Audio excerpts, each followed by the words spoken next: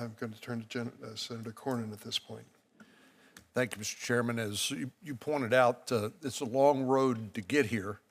A lot of scrutiny, a lot of vetting. Both Judge Scheidlauer appointed to the Federal Judicial Evaluation Committee that Senator Cruz and I have appointed, a bipartisan committee of the best lawyers in the state of Texas, who evaluated both Mr. Gonzalez and Judge Scheidlauer's credentials and recommended them to us, and we agreed with that recommendation and made that recommendation to the president, and he nominated each of these outstanding candidates. So once again, it demonstrates we can actually get along and get things done here in a bipartisan way, and I'm really very pleased with both of these nominations.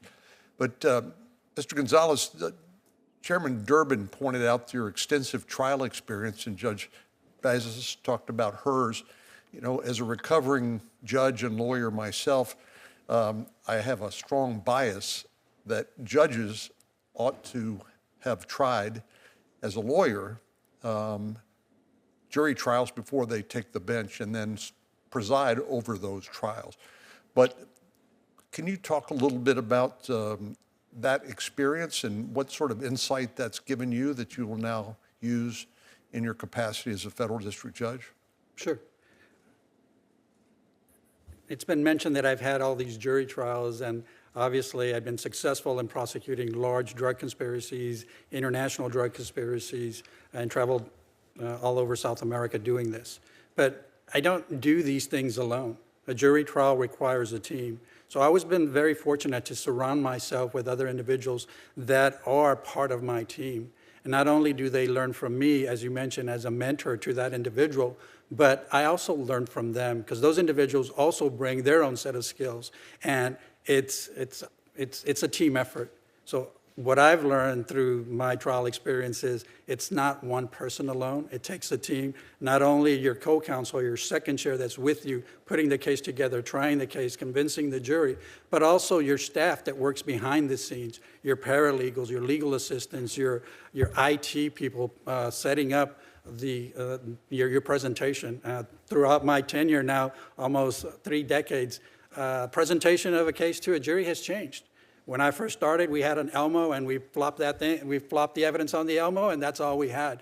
Now we have PowerPoints, and we have all this electronic equipment to use to present evidence to a case. So I would look for individuals that had that kind of talent to surround myself so that we could present the case more efficiently and more concisely so that the jury would understand what we were doing. So although those numbers may seem like there are large numbers of jury trials, I didn't do that alone. I did it with a great group of people surrounding me.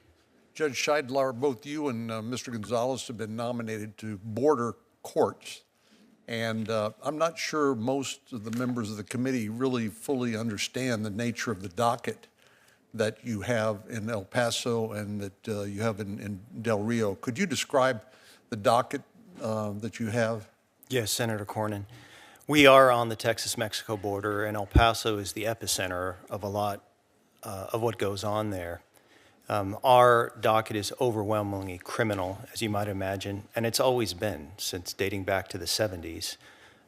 It's probably 75 to 80% criminal. So what we as judges have to do is bear that in mind. We've got to take the cases as they come to us, we process them, and we close them. Bearing in mind, though, that there is a civil docket on the other side that we need to get to, and we have to get those cases accomplished. So it's twofold, handling an enormous criminal docket, which is nonstop, but at the same time, taking care to ensure that our responsibility to handle the civil docket is done. A lot of drug and immigration cases? That's correct, along with gun cases and human smuggling cases. And Mr. Gonzalez, I'm not sure people appreciate the personal danger associated with prosecuting drug cartels like you've done. Could you spend 30 seconds explaining what that's meant in your personal experience? Yes, Senator. I've been personally threatened on 5 occasions. On 2 occasions, I had to move out of my home with my wife and child and live outside of my home for several months at a time. My wife and my daughter have always been supportive and never questioned my dedication to public service, my dedication to doing this job. But it is a dangerous job, and I have had the occasions of being threatened on 5 occasions and twice having to be deputized as a U.S. Marshal, to carry a gun, to wear a bulletproof vest at all times, being escorted to court and home, and changing my way of life, taking a different route home, turning on my alarm when we're at home, not just at night. So yes, it is a dangerous role to be a drug prosecutor on the border. Thank you. Thanks, Senator Cornyn. Senator Padilla. Thank you, Mr. Chairman.